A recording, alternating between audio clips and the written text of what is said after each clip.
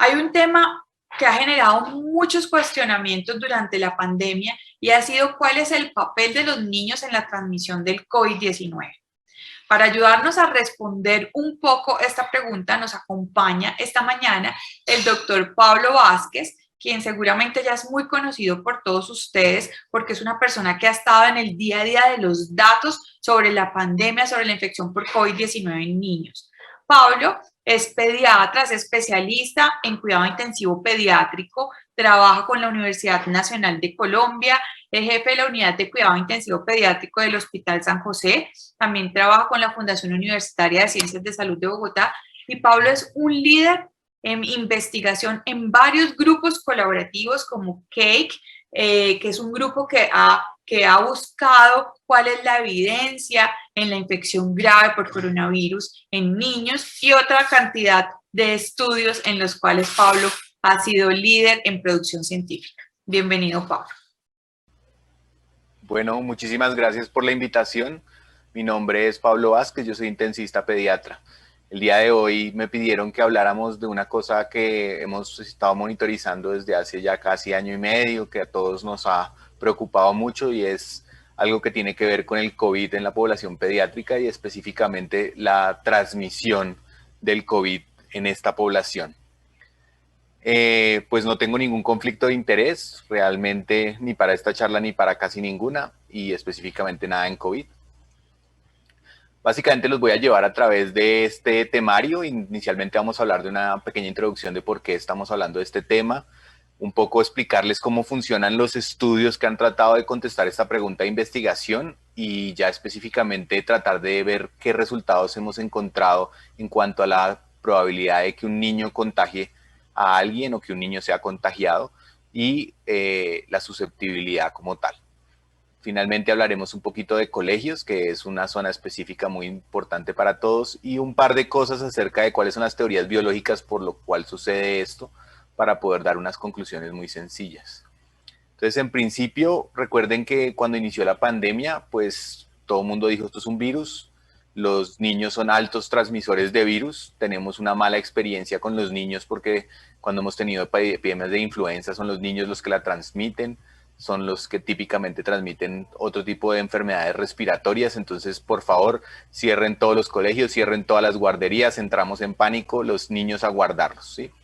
Parte debemos decir que era por protegerlos, pero también por protegernos de ellos porque asumíamos que eran unos grandes transmisores. Sin embargo, hasta la fecha, lo que hemos podido recopilar de información en niños se reduce en que pareciera ser que los niños tienen enfermedades más leves, ¿cierto? Esas enfermedades más leves hacen que inclusive, dependiendo de la serie y cómo se ha hecho el estudio, pensemos que hasta el 50% de los niños pueden llegar a ser asintomáticos, sobre todo en estudios serológicos, lo cual hace que sea un poquito difícil hacer su seguimiento. Del 2 al 12% de las pruebas que se hacen por PCR llegan a estar positivas y el único factor de riesgo que hemos asociado a contagio de forma que tenga que ver con la edad pareciera ser que ser mayor de 20 años pues aumenta el riesgo hasta de 5 veces de tener la infección. Entonces, en general, estábamos todos como en ese patrón. Ustedes lo ven, esta es la información a Colombia de 5 de junio, cómo lo ven proporcionalmente por décadas de la vida. Ustedes ven que la gran mayoría de las personas que han fallecido realmente están en las últimas décadas de la vida en proporción, pero también son décadas de alta susceptibilidad. Aquí en niños ven que el riesgo es bastante bajo y lo es por las primeras 30 o 40 décadas de la vida. En valores absolutos, lo que pasa es que las tasas de contagio en los jóvenes y en los adultos mayores pues es bastante más alta que en niños, entonces eso hace que los valores absolutos de fallecidos tiendan a ser un poco más altos, en diferencia, digamos, de los que son de las últimas décadas, donde aunque sí hay altos números de fallecidos, pues ellos son pocos en general, entonces el efecto absoluto sobre la población total es bastante más bajo. Si ustedes lo vieran, digamos, en proporción, siguen observando que las últimas décadas de la vida son los que más presentan fallecidos y que la población pediátrica casi no vemos ningún tipo de fallecimientos. En cambio, en hospitalización, aunque ustedes esta base hay que tomarla con cuidado porque no está diseñada para esto. Más o menos del 2% de los que están hospitalizados activamente, hay un porcentaje que alcanza a ser importante en los niños. Tendemos a hospitalizarlos para cuidarlos por su riesgo de susceptibilidad, a pesar de que, digamos que en cuanto a severidad no es tan marcada.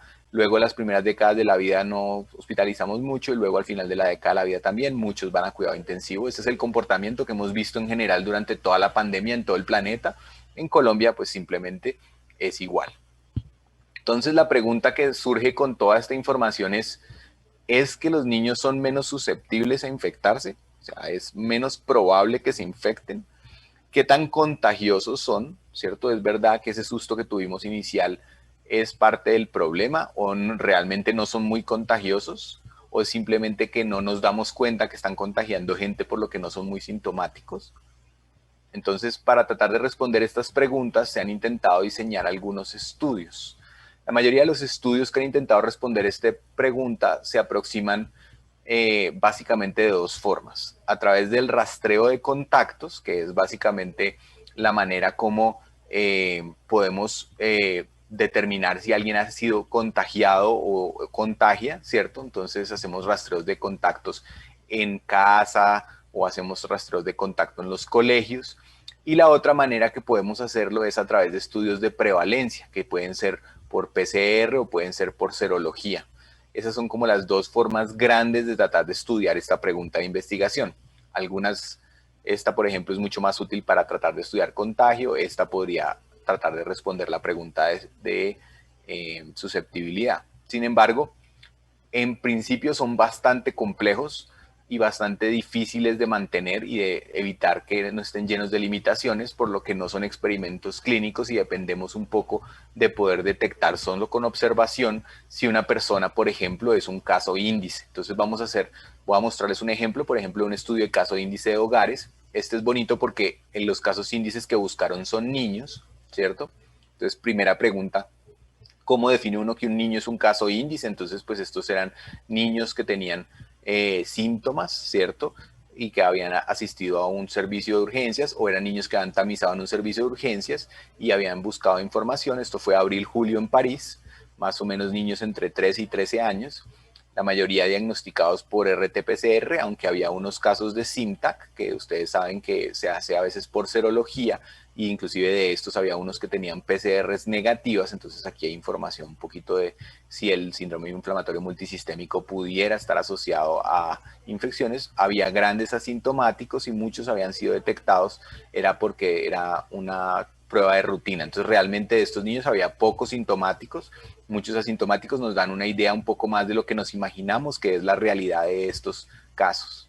Ellos, por ejemplo, encontraron que estos niños llegaron a tener 224 contactos, pero 184 que pudieron describir para el estudio, de los cuales 111 eran adultos y 73 eran niños.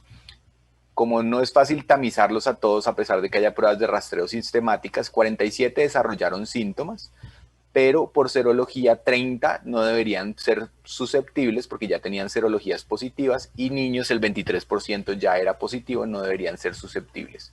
Y de estos subgrupos solamente un 17% de los adultos se contagió y un 20% de los niños se contagió. Entonces si uno usara como este estudio como único punto de referencia, diría que probablemente los niños son igual de contagiantes, ¿cierto?, en adultos que en niños, ¿cierto? Aquí nos faltaría información de si los adultos qué tan fácil contagian a niños. Entonces, ese es el tipo de estudios, ese es el tipo de modelo que se ha utilizado para tratar de mirar si un niño es contagiante o si es susceptible. Si ustedes intentan ver cuáles podrían ser las limitaciones de estos estudios, pues hay muchísimas. La primera es cómo defines que un caso es un caso índice. Acuérdense que los niños conviven es con adultos. Entonces, en principio, que un niño se haya infectado de un adulto con el que no convive para que él pueda ser el caso índice dentro de un hogar es bastante improbable.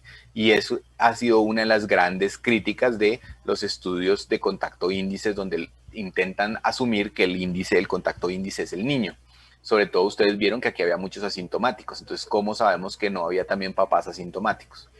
Una de las cosas muy importantes es que una cosa es un niño leve, un niño severo, un niño grave. Ustedes han oído que hay sospechas de que los índices son diferentes si la persona es asintomática o mínimamente sintomática. La temporalidad de las infecciones asintomáticas son súper difíciles de determinar porque pues tú le tomas una PCR pero no sabes si la tiene positiva hace 30 días, hace 20 días, hace 10 días, hace 5 días. Y lo mismo pasa cuando uno trata de medir el asintomático.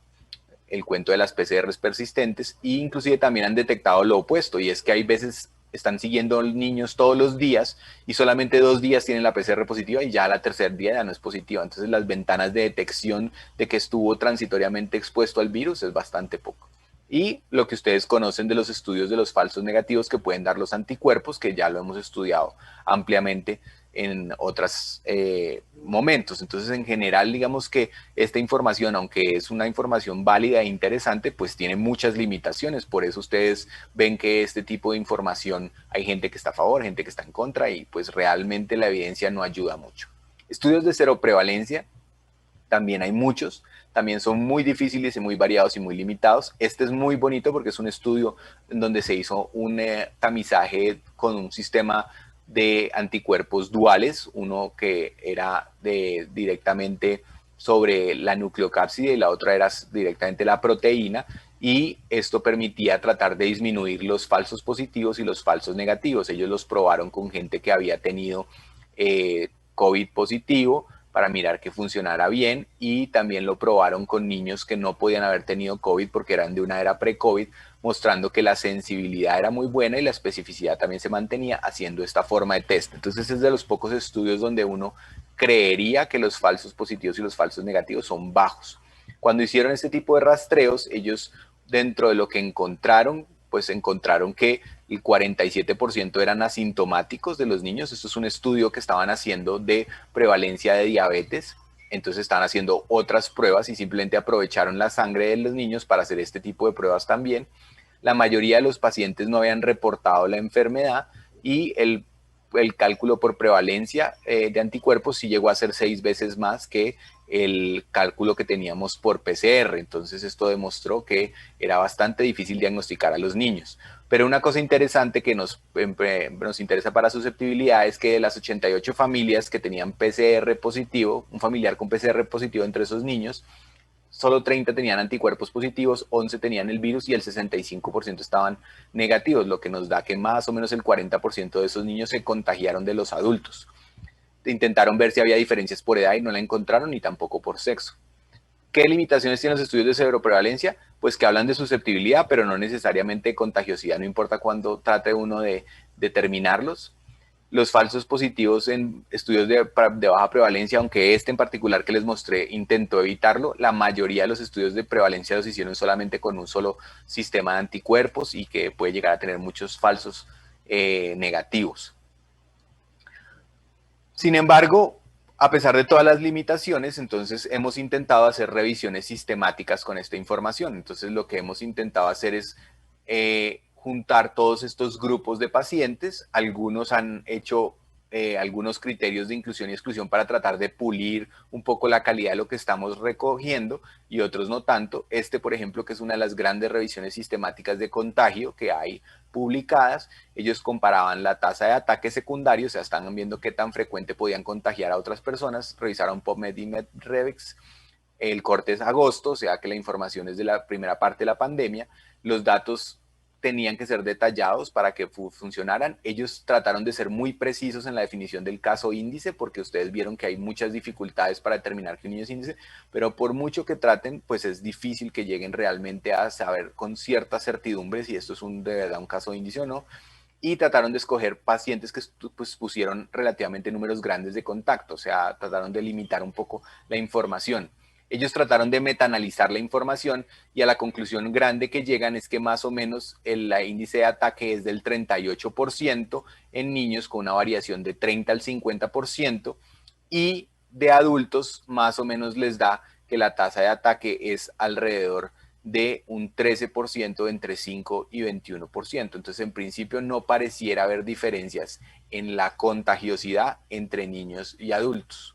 Sin embargo, otros estudios, por ejemplo, este metaanálisis que fue uno de los primeros grandes, que es el estudio de Wiener en JAMA, Ellos, aunque originalmente su estudio lo marcaron para susceptibilidad, ellos no estaban buscando contagiosidad, como tenían bastantes datos y estuvieron juiciosos buscando rastreo de contactos, el metaanálisis de ellos dice que en principio, miren que solamente comparte 2 estudios con el metaanálisis anterior, lo cual dice que son completamente diferentes la forma de escoger los estudios. Ellos llegan a la conclusión de que los niños sí se infectan menos que los adultos, en una rata casi del 50% menos, ¿cierto?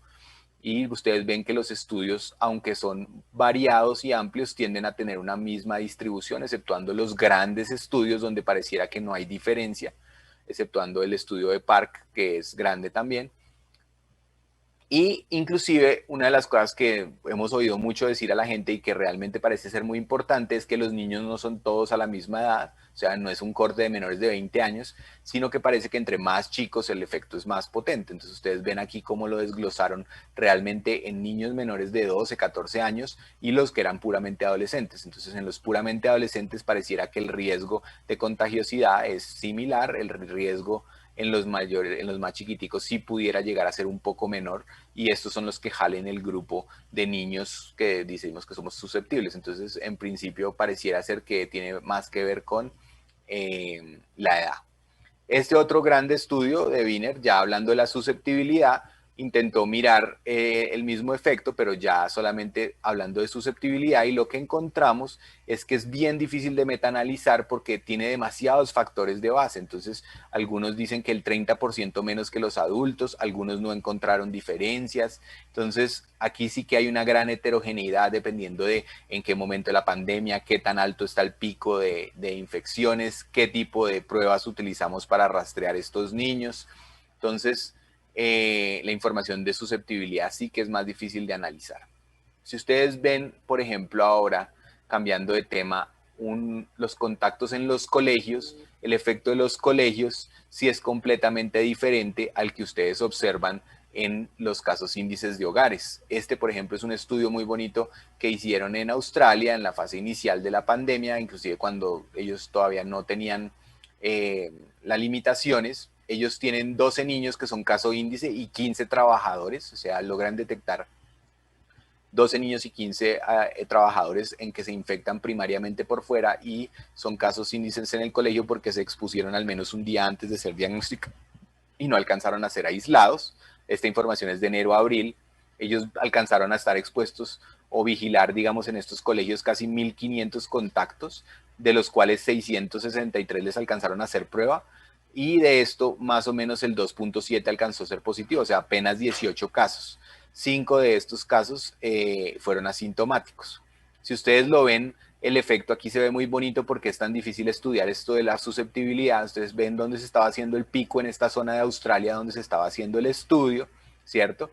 Y ustedes empiezan a ver qué empieza a hacer los grupos poblacionales cuando empieza a ver el efecto de la transmisión. Entonces empiezan a cerrar, empiezan a hacer restricciones, y aquí en esta línea ustedes ven claramente cómo aquí suspenden las clases y empiezan a hacer virtualidad y cómo caen los casos, y ustedes ven que la distribución se parece un poco a la distribución que hubo en el momento, pero pues las medidas hacen que sea difícil poder determinar con calidad si hubo un efecto o no de los niños sobre los adultos en cuanto a la disensibilidad.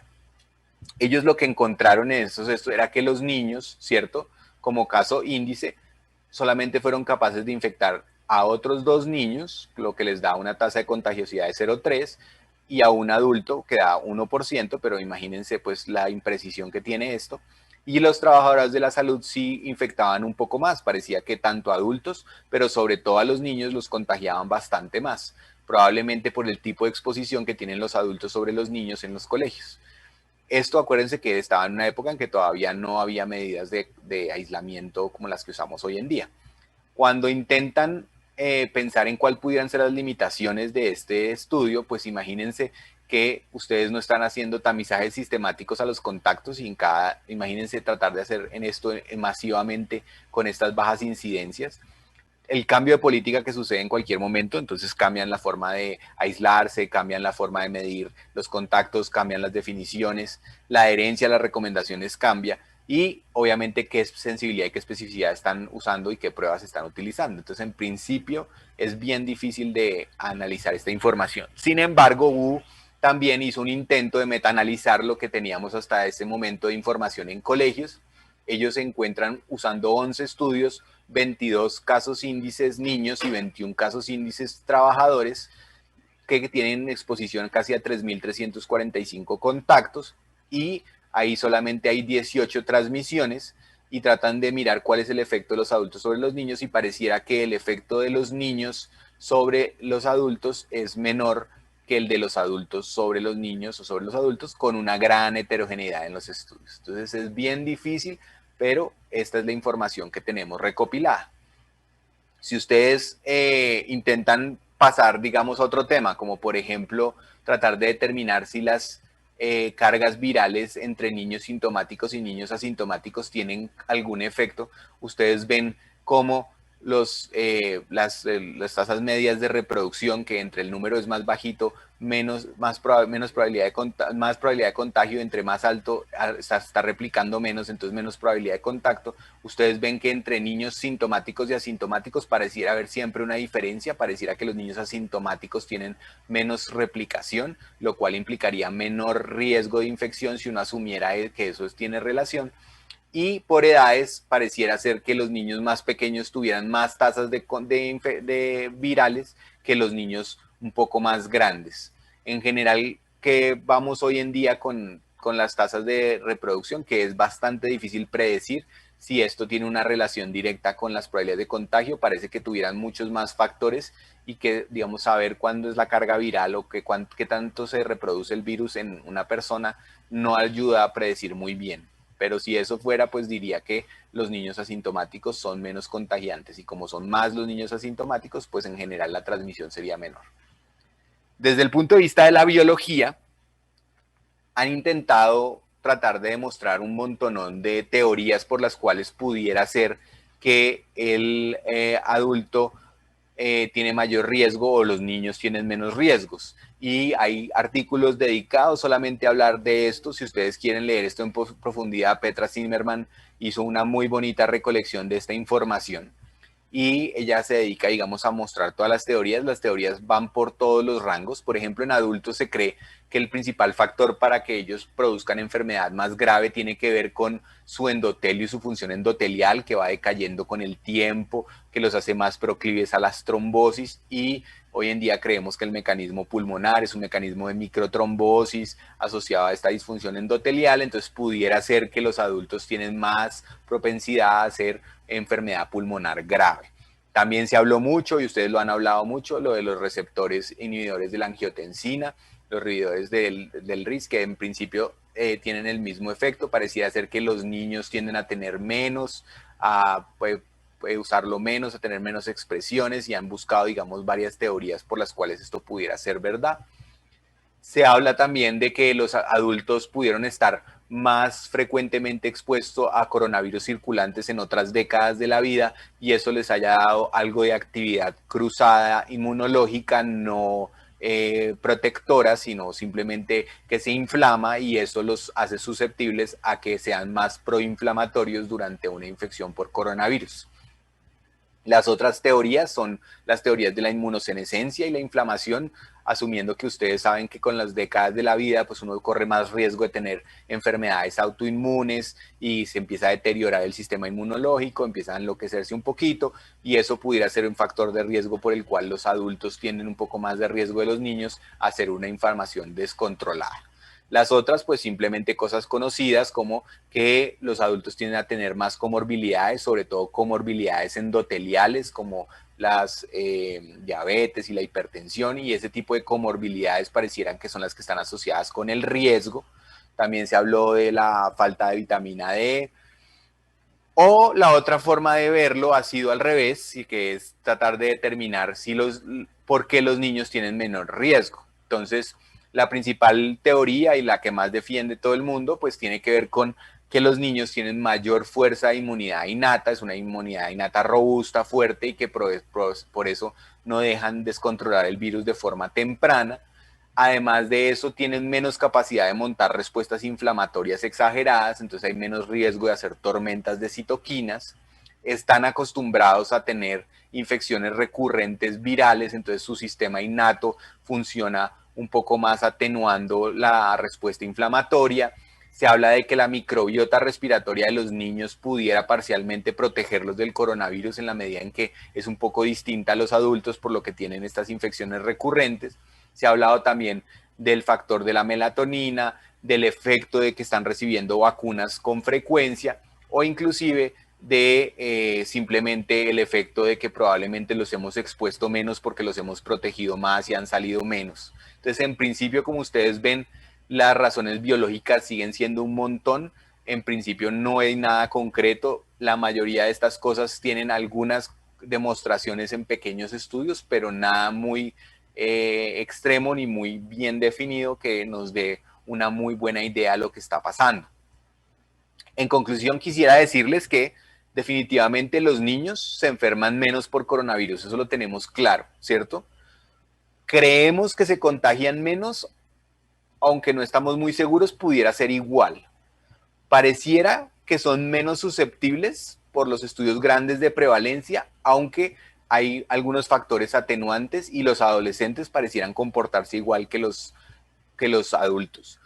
Muy claro tenemos ahora, y es que independientemente de si esto es o no es verdad, los colegios no parecen ser zonas de riesgo, no vemos brotes en colegios, no vemos que la actividad de los colegios nos lleve a mayores zonas de riesgo.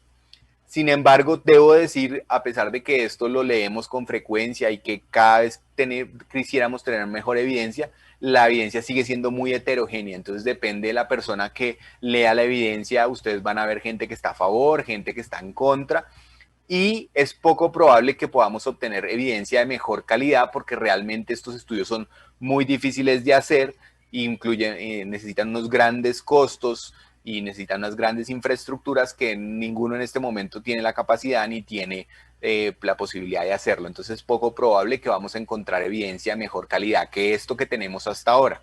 Y obviamente sí tenemos claro que estamos buscando explicaciones biológicas porque nos interesa tratar de determinarlo, porque nos puede ayudar para próximas infecciones o para el control mismo de esta misma.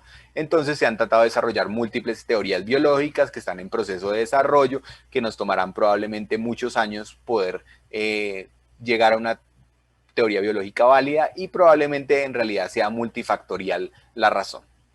Muchísimas gracias a todos, espero que haya sido muy clara la presentación, les dejo mi correo electrónico si quieren preguntarme algo, quieren algo de la literatura que vieron en la presentación. También me pueden seguir por Twitter, donde soy muy activo para dar información de coronavirus, y muchísimas gracias.